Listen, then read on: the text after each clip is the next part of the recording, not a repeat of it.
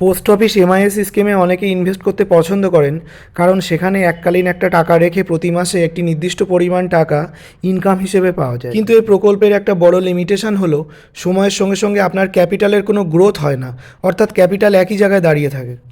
কিন্তু মিউচুয়াল ফান্ডের এসডব্লিউপি প্ল্যানে আপনি ডবল বেনিফিট পাবেন, অর্থাৎ এখানে যেমন প্রতি মাসে আপনি একটি নির্দিষ্ট টাকা ইনকাম হিসেবে পাবেন, তেমনি সময়ের সঙ্গে সঙ্গে আপনার ক্যাপিটাল কিন্তু গ্রোথও হতে থাকবে। আপনার রিস্ক অ্যাপিটাইট অনুযায়ী বিভিন্ন ধরনের মিউচুয়াল ফান্ড বেছে নেওয়ার অপশান আপনার কাছে আছে। উপরের চার্টে দেখুন পোস্ট অফিসে এমআইএসের এগেনস্টে বিভিন্ন ধরনের মিউচুয়াল ফান্ডগুলো বিগত 10 বছরে কেমন এসডব্লিউপি প্ল্যানে রিটার্ন দিয়েছে। চার্টে দেখতে পাচ্ছেন আজ থেকে 10 বছর আগে পোস্ট অফিসের এমআইএস প্রকল্পে কেউ 10 লাখ ইনভেস্ট করলে তিনি প্রতি মাসে 6,000 টাকা হিসাবে পেতেন।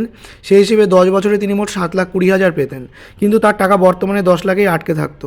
কিন্তু মিউচুয়াল ফান্ডের বিভিন্ন ধরনের প্ল্যান, যেমন নিপন ইন্ডিয়া লার্জ ক্যাপ, তারপরে মাল্টি অ্যাসেট, ভ্যালু ফান্ড বা গ্রোথ ফান্ড, প্রত্যেকটা মিউচুয়াল ফান্ড দেখুন তারাও কিন্তু প্রতি মাসে 6,000 টাকা করে আপনাকে দিয়েছে, কিন্তু তারপরেও Nipon India large cap fund 16,91,000 হয়ে গেছে, multi asset 19 lakh, value fund 20,41,000 এবং নিপন ইন্ডিয়া গ্রোথ ফান্ড কিন্তু বর্তমানে 24,30,000 হয়ে গেছে।